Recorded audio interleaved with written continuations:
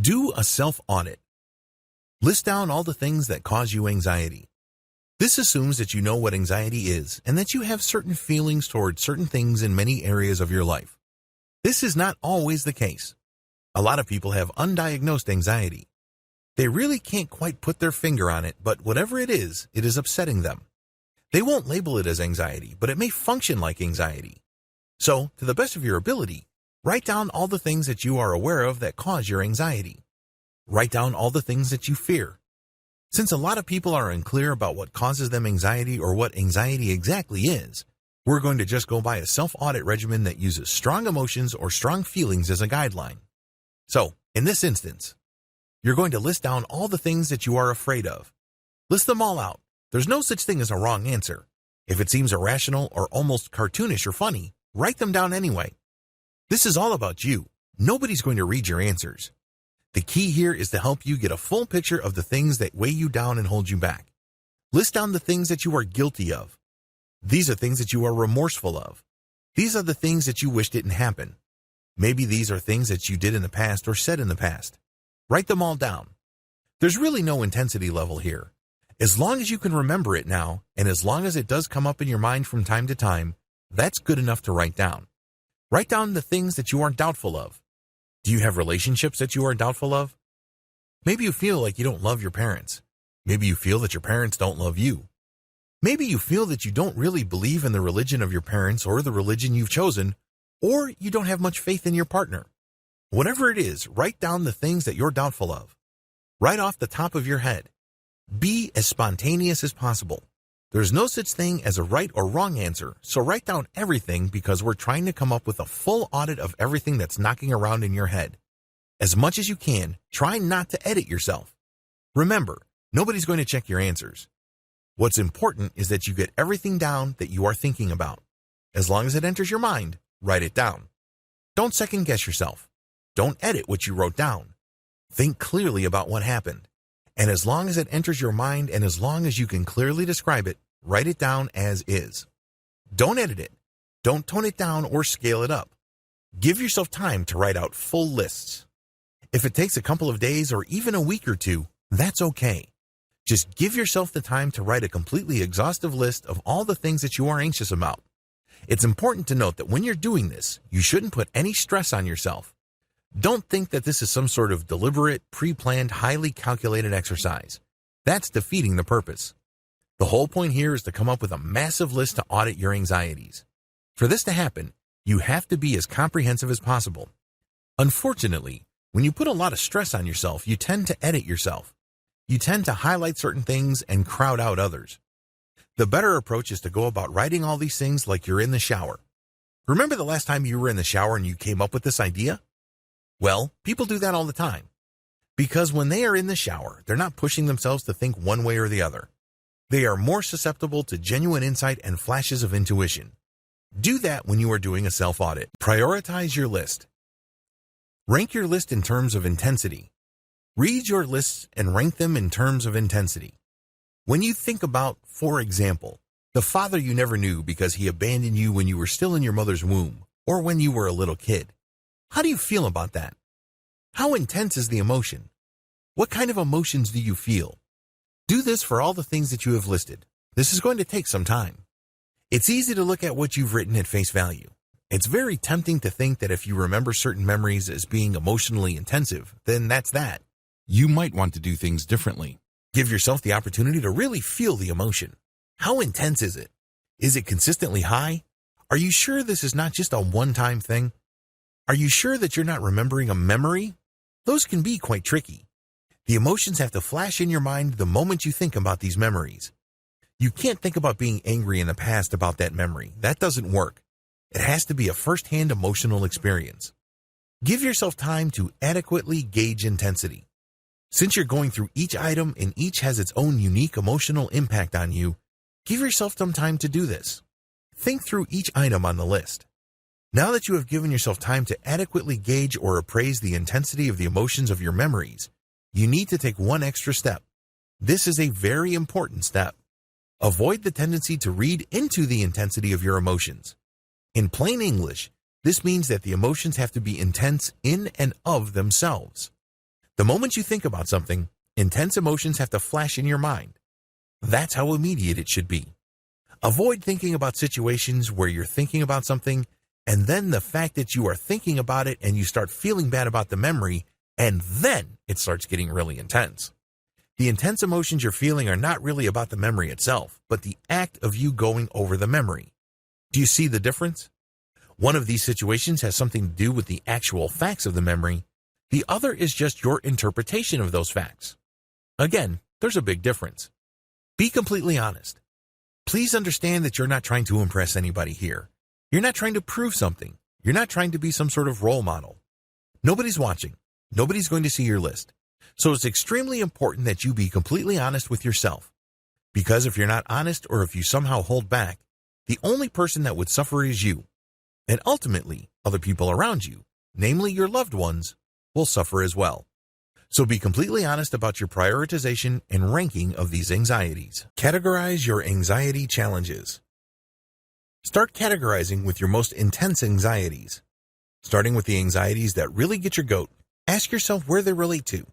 Can you come up with a broad theme that unites them? Are they things that happened in the past? Are they things that involve some sort of abuse? Are they things that you regret? Are they things that involve people you blame for a lot of what's wrong in your life? Are they things that you feel are part of your personal weaknesses that make you vulnerable? Come up with other themes. The key here is to come up with a clear picture or a clear box for each list that you have. And the more you go through the list, the more these patterns will emerge. Categorize all your anxieties. This is going to take a while, but you need to categorize all the anxieties that you have listed based on the themes that you have detected. I have to admit, coming up with categories for memories and emotions that you have can be quite confusing. This is why it's a good idea to feel free to mix and match different categories. Please understand that there is no one perfect category that would fit most of your emotional experiences. Just feel free to mix and match to come up with new categories that are more descriptive. Feel free to do free association. Don't automatically assume that since a lot of people think that a certain memory has to be categorized a specific way, that that's the only way to go. When you do free association, certain pairings might come up. You may be able to identify new categories that you didn't think of before. You shouldn't feel any kind of pressure that you're just cramming all your memories or all your self-audit data into just one box. This is the key. Don't feel that you're in any kind of pressure to do this. Also, it will help tremendously if you get rid of the right way versus the wrong way mindset when classifying your emotional memories. Remember, they are yours. You have all the rights in the world to classify them in a way that makes sense to you. This is the key. Because you're doing this to help yourself. You're not doing this to impress other people. You're not doing this because it's some sort of homework assignment that will be graded. It has to make sense to you so you can help yourself with your anxiety issues. Feel free to list the same anxiety among many different boxes. Maybe it's something that happened in the past that you can't forget, and it's also a cause of regret, and it has also an abusive experience. In that case, put that experience under 3 boxes. Make notations of the intensity of the anxieties that you have categorized into themes and rank them. To the best of your abilities, rank your anxieties within each of them. This is not going to be easy because oftentimes when we remember a traumatic incident, it's as if we got hit by a tsunami. Our emotions just get the better of us and it seems so intense. But when compared to other anxieties that we have, and when we have a big picture perspective, it turns out that that anxiety that seems so strong and so overpowering is actually fairly tame. So, you have to have a big picture perspective when ranking all these anxieties under each theme. Believe that you can overcome. If you believe, you will achieve. Please understand that belief is the cornerstone of your life. If you believe, you will achieve. If you don't believe, it's going to be a much harder road for you. This may not necessarily mean you would fail, but you're going to have a harder time. You have to have your mind in the right place before you go on this journey of overcoming your anxiety. Otherwise, your mindset will sabotage you, undermine you, and constantly get in the way. Before you know it, because of your mindset, you just run out of steam. What's so important about your mindset anyway? Your mindset dictates your life. Mindset equals selective perception, selective analysis, selective response, selective action, which triggers selective reality. How does mindset impact your reality? Believe it or not, your mindset helps you edit your reality. I know that's kind of a strong word because when you edit something, you change its form. You change its direction. Eventually, you change its quality. We are all editors of our own personal realities. Just because most of us don't step up to this responsibility and take full ownership of it, it doesn't make this fact go away. All of us have this capability. This is how it works. You have a mindset. Believe it or not, you have chosen it at some point in time. It may not seem like it, but that's the way it is. It's chosen. You're not going to hang on to your mindset if you didn't choose it. This mindset is not neutral. When you take in all these objective stimuli from the rest of the world, you process them through your mindset and you give them meaning. This is called analysis. It may seem natural. It may seem like this is the objective reality, but don't kid yourself. This is subjective because two people with two different mindsets can look at the same exact set of facts and walk away with two totally different conclusions. That's the power of mindset. Your childhood, your upbringing, how people treated you, any kind of abuse you suffered, what kind of beliefs you have. All of these impact your mindset, and it's yours. You process reality through the lens of your mindset, and guess what happens? That's right. Your emotional state is affected. This then leads to you responding to whatever is happening in a certain way. When you respond, this is where the world kicks in. How come? Well, when you take an action, there are consequences. For every action, there is a reaction. Reality works that way. This is why when you adopt a certain mindset, whether you're conscious about it or not, you eventually end up with a certain reality. And it's all a choice. Until and unless you take full ownership of this, then you will continue to be the person who keeps asking, what happened? Instead of the person who makes things happen. Your life is the product of your mindset. You have to take responsibility of your life. The fact that you are under a tremendous amount of anxiety and you're feeling guilty over certain things or you feel ashamed of certain things is because, ultimately, of your choices. Now, please understand, I'm not blaming the victim here. Maybe somebody did sexually abuse you. Maybe you were the victim of a crime. Maybe other people had it in for you and did you harm. But that's not the point. The point is, how you responded to those events is your responsibility because the same traumatic thing can happen to two totally different people and they can have two totally different responses. I know this is a simplification, but this is the truth. Your mindset plays a big role in how you perceive the world's stimuli. Your mindset plays a role in how you perceive and accept reality. You have to take ownership of this. You have to boldly proclaim, with no ambiguity and with full honesty and sincerity, that you chose your life. Stop blaming others. When you blame others, you hand them power and responsibility over your life. When you blame other people for whatever has gone wrong in your life, or worse yet, your personal failings, you are essentially giving them control over your life. Think of it this way. If your father abandoning you as a child or your mother abusing you when you were little caused all your problems, who ultimately can fix them? This is not rocket science. This should be pretty straightforward. Let's put it this way. If you walked into a store and you broke something, who can make amends? Who can put things back together? Here's a hint. It's not the shopkeeper. Do you see how this works? Since other people that you continue to blame to this day broke your life, then it logically follows that they are the only ones that can fix your life. They broke it in the first place so they can fix it. Here's the problem. Those people are already living their lives or they're dead. They're gone. However you want to slice and dice it, they're out of your life. They've moved on.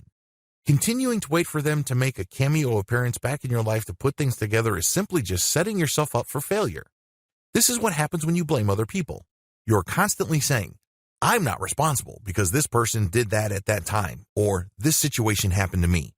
Well, this is the most powerless thing you can ever do to yourself because you are putting the solution to whatever is wrong with your life in the hands of people or situations that you cannot control. It's bad enough trying to change yourself. Can you imagine trying to change other people?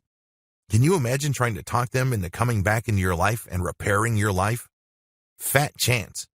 They've moved on. They've changed. You have to take responsibility. You have to take ownership. You have to take the initiative. I know it hurts because it's so unfair. But guess what? Life is unfair. You have to make that step.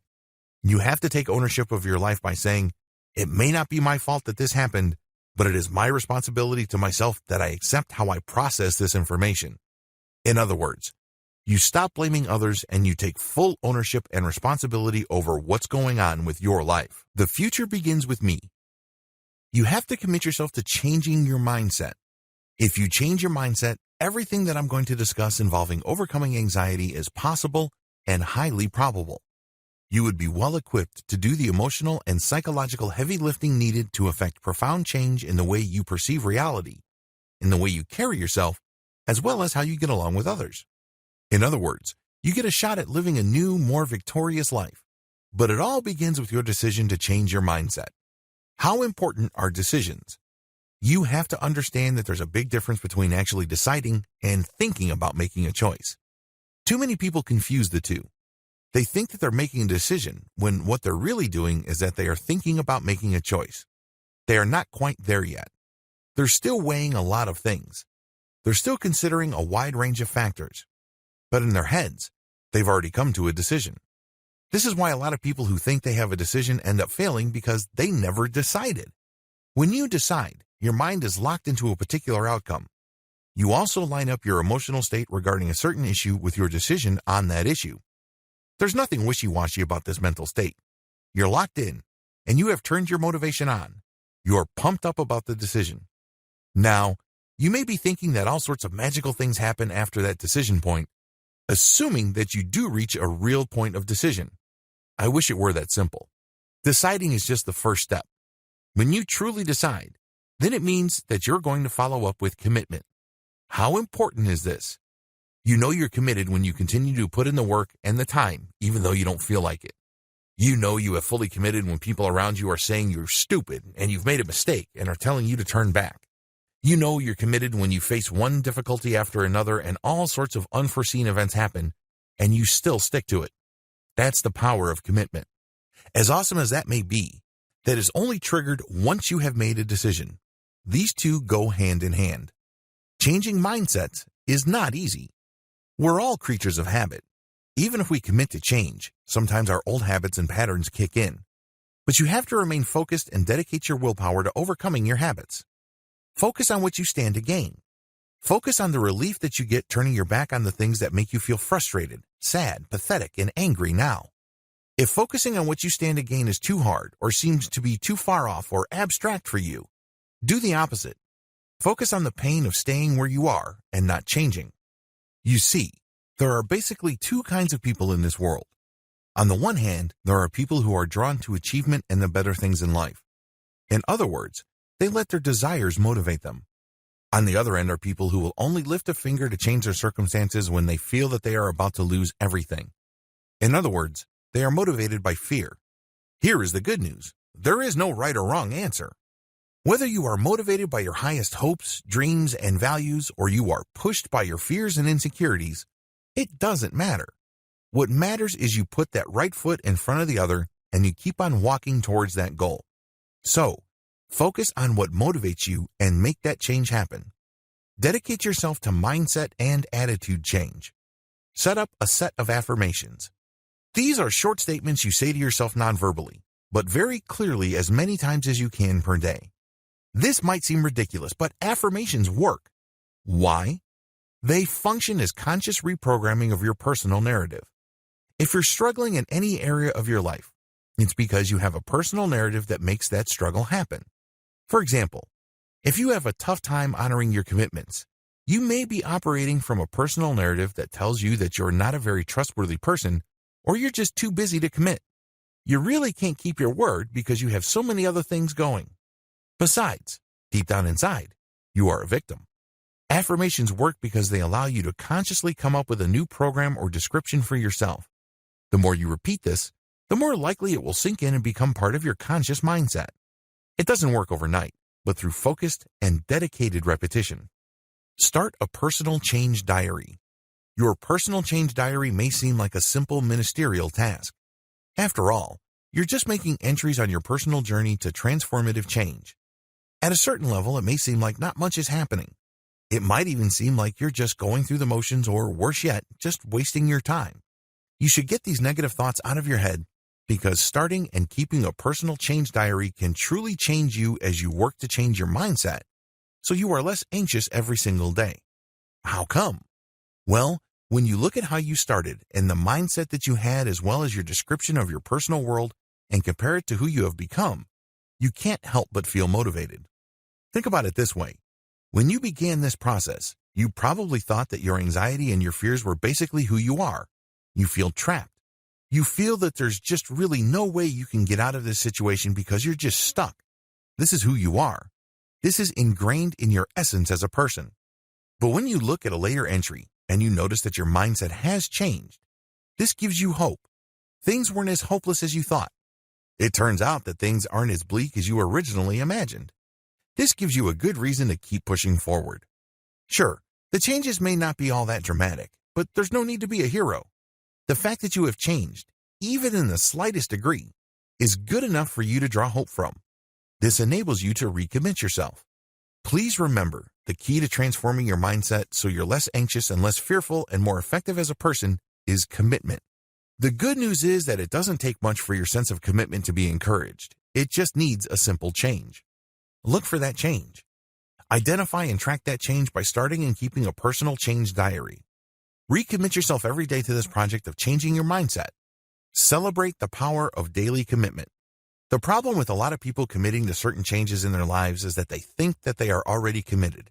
After all, in their minds, they're thinking, well, I'm doing the same thing day after day, aren't I? Isn't that commitment? To a certain degree, they are absolutely correct.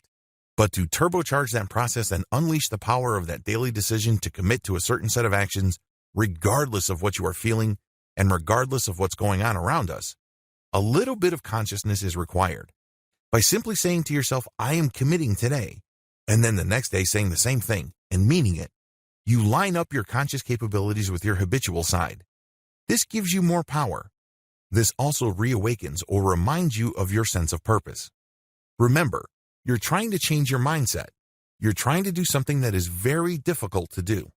It usually takes a tremendous disaster for people to change their mindset or something unbelievably good.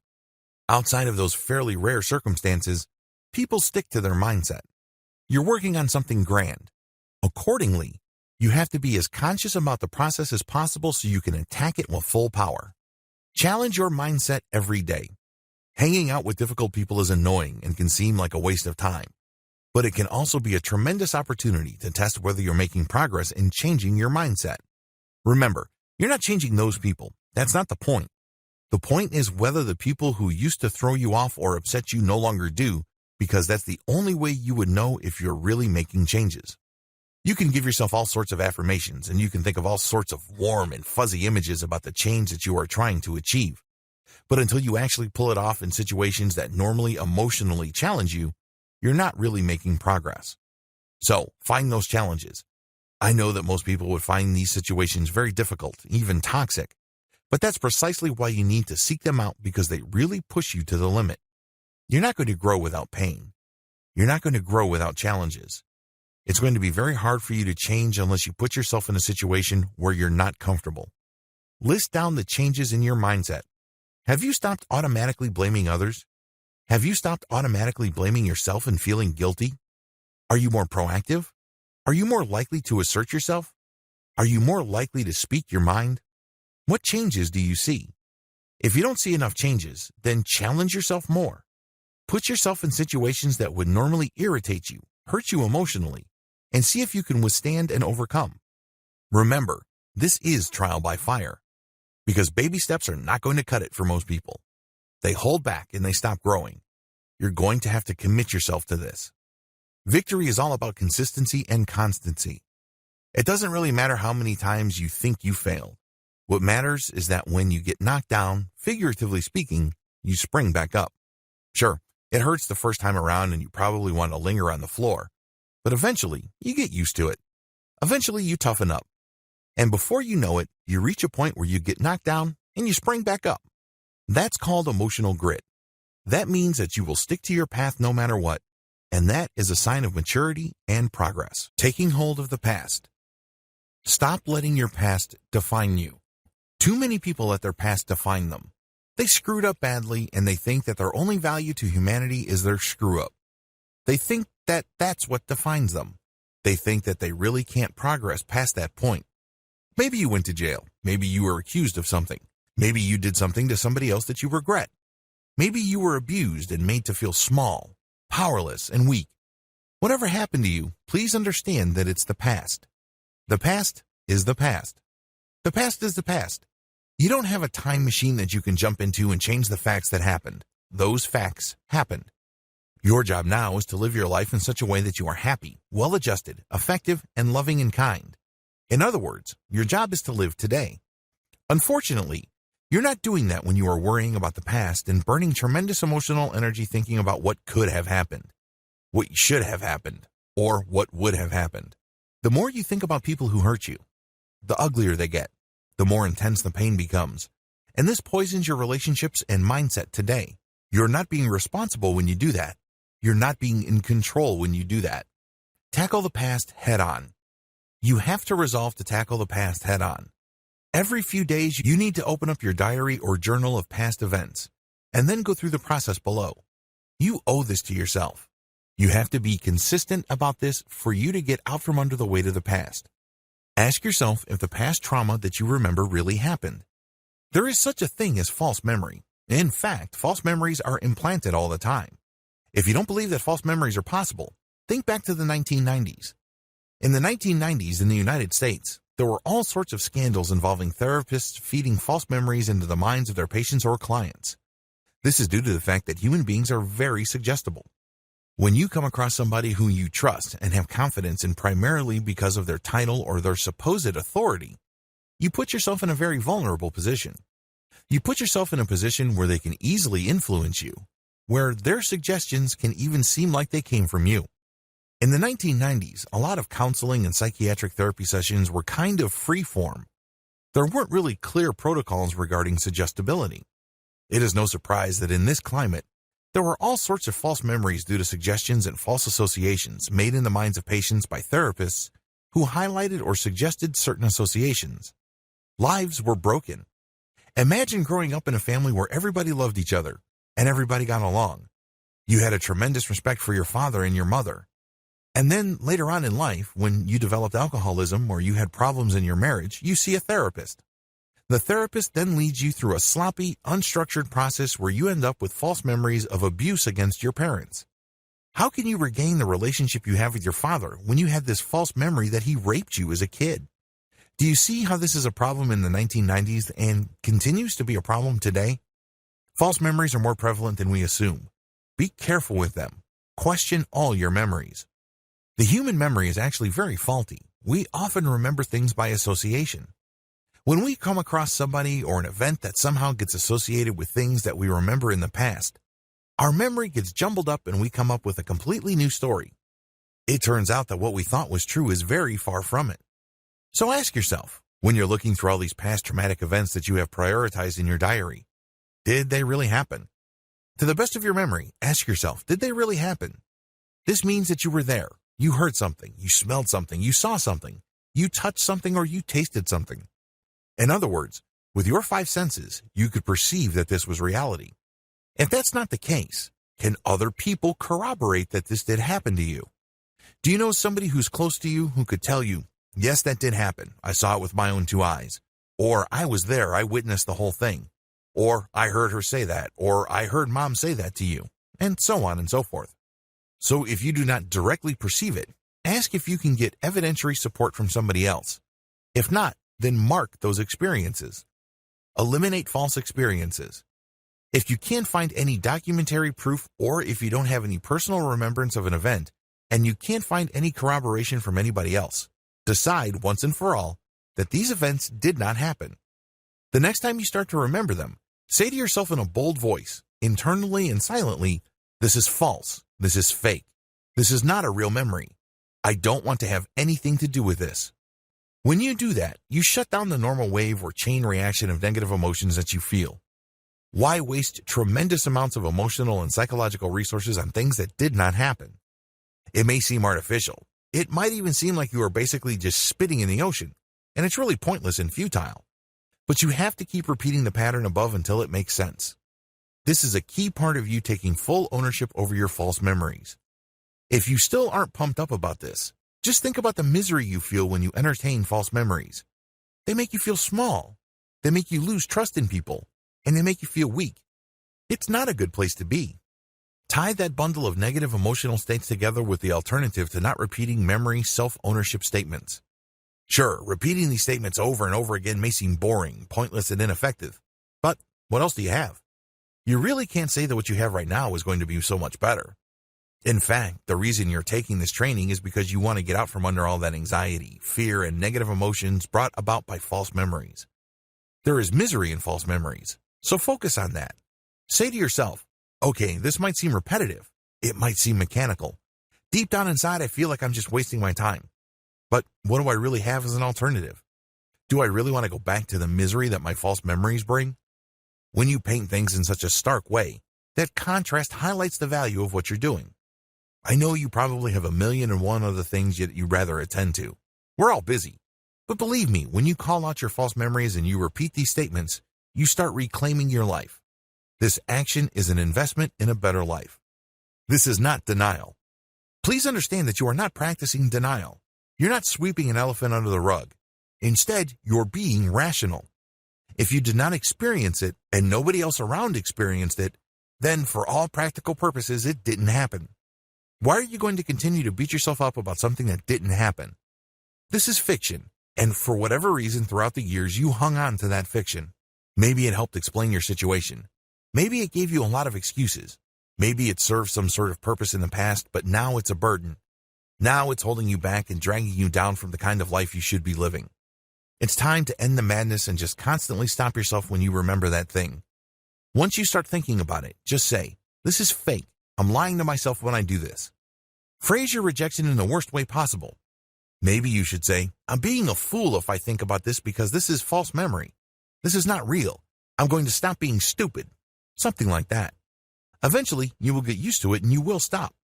Because it doesn't make any sense to waste any more emotional resources on things that didn't happen. Overcoming exaggerated memories. Identify your exaggerated memories. After you have identified and knocked out your false memories, the next step, after a few weeks or even a few months, is to focus on your exaggerated memories. These are memories that actually happened. People were there. You yourself can vouch that this actually happened. There is some sort of evidence that it happened. Nobody can dispute that these things really happened. But the problem is, you exaggerated the details. In other words, you blew it out of proportion. You over-dramatized things.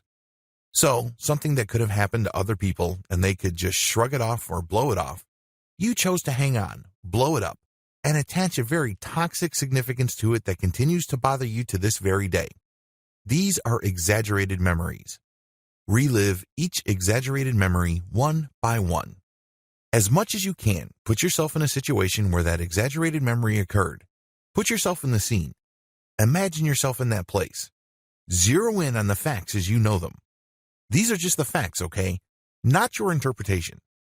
Please understand that those are two totally different things. Focus on the facts as they happened. Write down fact versus interpretation. Analyzing what happened to you, write down to the best of your ability what actually happened and what you think happened and what you think it signified or what you think it meant. Please understand that these are reactions. These are interpretations. Write a long list of all your interpretations. Interpretations and personal analysis change over time. As we mature and as we change, our interpretations change, so just come up with a long laundry list. Pick out interpretations that empower you. There are many ways to interpret a situation. There are many ways to look at it. Many are self-defeating. Many make you feel depressed, small, weak, and powerless.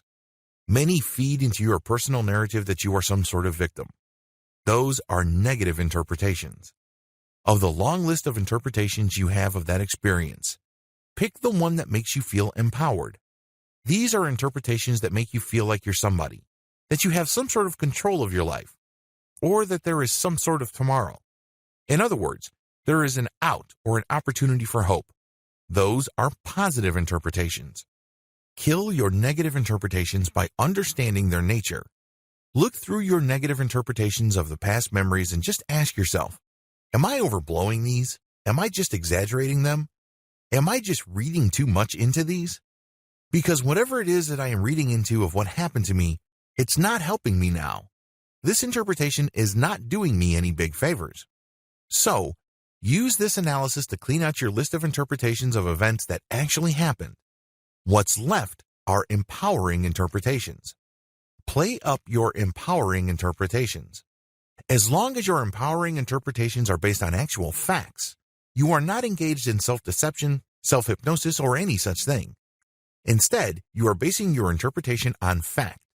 But you need to look at your positive interpretations and be clear about them. Are they directly related to the experience? Do they flow directly from the experience? If they do, then amplify them. Because you have to understand that if you went through a negative experience, that can be a breakthrough moment. Instead of something that can make you feel small, weak, powerless, ugly, repulsive, dumb, stupid, unwise, foolish, or whatever, you can use that experience as something that is a breakthrough to personal power, autonomy, strength, wisdom, beauty, transformation, and hope. It's all about perspective. But you have to base that transitional perspective from merely positive or merely okay to very positive on facts. So, go back to the facts of those experiences and say, for example, my father left my mother before I was even born. This experience enabled me to be a more independent person, to be always grateful for what I had, and to work hard for everything that I have. If this sounds familiar, this is the LeBron James story. Do yourself a big favor. Look at what happened, and look at the victory there by looking at the positive impressions that you have and making those shine. Emphasize those. Test your change of mindset by constantly thinking of exaggerated memories. When you think of these exaggerated memories, automatically focus on the positivity. Automatically focus on the sense of empowerment that you feel. Eventually, it becomes a habit. Because previously, when you think about these memories, you blew them out of proportion in a very negative way. You felt crappy. You felt weak. You felt nasty. Now you feel good. But it's still the same basic facts. But you have to understand that what doesn't kill you makes you stronger. Sure, it may seem devastating at that time, but it was actually the push that you needed. For example, a girl was told by her mother that she's ugly, grows up to be a supermodel. Why? Because she wanted to prove her mother wrong. She didn't have the luxury of everybody telling her she's beautiful, so she learned how to become more confident based on other things that enhanced her natural beauty. Let's get one thing clear. There are all sorts of people in this world who will just have it in for you. For whatever reason, you rub them the wrong way, and they have resolved to make your life hell. At the very least, they're going to tell you that they don't like you. Fair enough. The truth is, just because other people say certain words or actions to harm you, it doesn't necessarily mean that they will harm you. To paraphrase Eleanor Roosevelt, nobody in this world can make you feel lousy without your permission. Whether you feel inferior, ugly, repulsive, dumb, flawed, scummy, shameful, it doesn't matter. All of these are interpretations. You don't have to accept their gift. You don't have to allow them to reach you because ultimately you are in control. Either you're in control or they're in control. Do you see the stark choice? Take control. Take ownership. It may not be simple. It may not be easy. It definitely may not be comfortable. But it's absolutely crucial. Practice mindfulness. You have to adopt some sort of mindfulness practice to change and always be aware of your mindset. Mindfulness enables you to zero in on the present moment. You're not bent out of shape about the past, and you're not weighed down by the anxiety of the future. Instead, you are focusing on what's happening right here, right now. You're focusing on reality as it unfolds. Different models of mindfulness for different people. Different people have different preferences as far as their mindsets are concerned. Some people do well with certain types of meditation and mindfulness practices. Others do less as well. The key is to avoid thinking that there is some sort of one-size-fits-all mindfulness solution for you. Instead, cycle through and experiment with the different mindfulness options I'm going to give you below. Please understand that this is not an exhaustive list. There are many different variations to these, as well as many different unique ways of achieving mindfulness. I'm just giving you these as a sampler. Once you get used to these techniques, or you pick one that works for you, you might want to take things to the next level and explore other related mindfulness or meditation options. Present observation meditation. This method is also known as single object observation. When you practice present observation meditation, all you're doing is looking at an item in front of you. That's all you're doing. What makes this type of meditation or mindfulness practice so powerful is because you pour all your sensory effort at that object. When you're that focused on the texture, the color, the shape, and all other descriptive dimensions of the object in front of you, you're not thinking about past childhood trauma. You're not thinking about the things that you normally worry about. You're definitely not feeling any anxiety. Instead, you just allow your mind to focus all its power on something that exists in front of you, right here, right now. This clues you into the present moment and helps you establish a tremendous amount of mental, emotional, and psychic discipline. Awesome, right? Waking meditation. Also known as walking meditation, this is one of the most practical meditation or mindfulness techniques available. Walking meditation or waking meditation is all about allowing yourself to be fully present in an outdoor setting, taking in all the sights, sounds, smells, tastes, and textures. In other words, you're allowing yourself the opportunity to be fully alive in a particular point in time and in a particular place. When you're taking in all this input, you allow yourself to get locked in the present moment and your mind is not wandering. You're celebrating life and time within a tight space. Sure, you're walking, but your point of focus walks with you. This is a great way of taking full ownership of your surrounding mentality. This builds a tremendous amount of discipline because you're constantly shifting your focus. It allows you to be out and about and commune with nature, but at your own terms. So, this is a very powerful form of meditation exercise. And it's also very practical. You're not locking yourself behind closed doors. You're not assuming the lotus position, and you're not even closing your eyes. Instead, you're out and about, completely living your life. Transcendental meditation. This technique uses a silent mantra. Transcendental meditation has a scary ring to it because of the word transcendental. A lot of people are not all that comfortable with religion. It doesn't sit well with them. I understand, fair enough. But please remember that transcendental meditation uses a silent mantra that doesn't mean anything.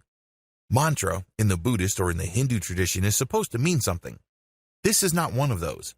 It's just a repeated saying that enables you to pace your breathing so you can track your consciousness in a rhythmic way.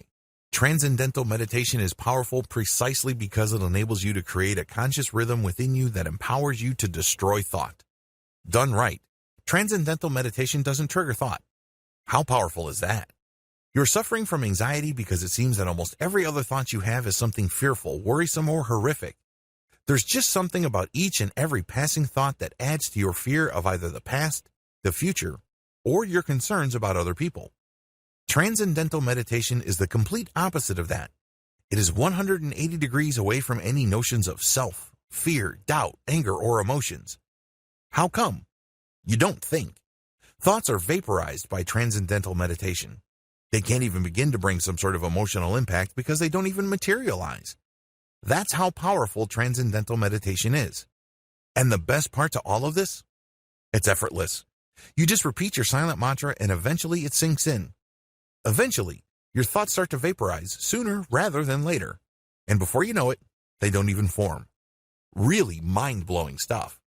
In fact, a lot of people report tingling in their extremities because they are freed from material and physical attachment and grasping. There's no need to always feel in control. There's no need to prove yourself. There's no need to hang on. That's how powerful transcendental meditation is. Counting your breath. This technique enables you to watch your thoughts overhead. When you count your breath, eventually, you will be able to achieve distance from your thoughts. It's like you're sitting back and watching the clouds roll through the sky. As big and as dark as certain clouds may be, if you look at them long enough, you would notice that they're slowly moving. Eventually, with enough time, they will completely pass overhead. When you learn how to count your breath and acknowledge your thoughts, eventually, they will just simply pass over your head. When you learn how to do breath counting correctly, you would realize that you only need to acknowledge your thoughts. You're not denying them. You're not sweeping them under the rug. You're just acknowledging that they exist, and then you let them move on. You don't take hold of them. You don't try to reduce them into terms you could understand. You don't try to conquer them. You don't try to confront them. You don't do any of that. Those are the things that you normally do, and that's why you're anxious. That's why you are racked with all sorts of negative emotions like guilt, remorse, and a sense of worthlessness. Instead, when you count your breath, you still take ownership of the thought because you acknowledge that it's part of you, but you let it pass, only to be replaced by another thought, and you let that pass. Before you know it, you will start to be able to think about certain things without necessarily getting all worked up and emotional about them. This, in and of itself, makes the counting of your breath mindfulness practice worth incorporating into your daily routine. Regardless of which flavor of meditation or mindfulness you adopt, pick one. You will do yourself a very big favor when it comes to managing your anxiety on a permanent and sustainable basis. Practice makes perfect. Unless you feel it, it's not real. All of the stuff that I taught you here is worthless if you keep it in your head. You have to act them out. You have to put them into practice because then you will get a reaction from the rest of the world. The truth is, it doesn't really matter how the world reacts. What matters is how you respond to their reaction. That's how you know if you're maturing. That's how you know if you're changing. It is scary because now you're being proactive and you're not just lying down and taking what the world dishes at you passively. But you have to understand that the more you try, the better you get at it. You have to work with a sense of emotional urgency. Overcoming your anxiety through changing how you process stimuli from the outside world and your relationship with the past will produce amazing benefits. If you're still unclear or you don't really get that nice surge of emotional urgency when you focus on things you stand to gain, flip the script. Try to get emotional urgency from the fact that if you don't change the way you're doing things, you're going to get worse. If you think things are bad now, wait until you let your anxiety get even worse. Focus on the loss, the crippling debt, the sense of powerlessness. Are these enough to push you to put one foot in front of the other as you make the journey to an anxiety-free life? Unleash the power of momentum. When you do something repeatedly, you get better at it. You can take that to the bank. That is not a theory. That is not speculation. That is reality. Regardless of whether we're talking about trade, school, relationships, or whatnot, whenever you keep doing something over and over again, you get better at it. You get to figure it out. You get to find out the nuances, and eventually, you get the hang of it, and you become more successful at it. So just hang on to it. Give yourself a nice boost of motivation. I have a secret for giving myself a nice boost, for motivating myself when I feel like I've run out of steam, when I'm trying to change the way I look at the world and the way I deal with my anxieties and fears. I just read my personal journal diary, and I look at my first day, and I compare what I was feeling and thinking that day with what I'm feeling and thinking now. Believe me, this just gives me so much hope and fills me with so much motivation. It reminds me that I made some progress. I'm not a sad case who cannot change. I can have hope in change. So do this. And it doesn't matter whether you just started on day 1 and then you're comparing the entry on day 5. There is some sort of change. You may have to look for it. It may be small, but that small change is a cause for hope. Best practices for all natural, self-directed anxiety solutions. Get an ally. Humans are social animals. We do so much better when we are with other people. We do so much better when we help other people. Do yourself a big favor. Get somebody to help you. This is an ally. It may be your girlfriend, your boyfriend, your spouse, or it could be your parent. Whoever it is, it must be somebody who loves you. That person is basically going to walk you through your journey. Let your ally hold you to account. The cornerstone of the system that I have taught you in this training is honesty and sincerity.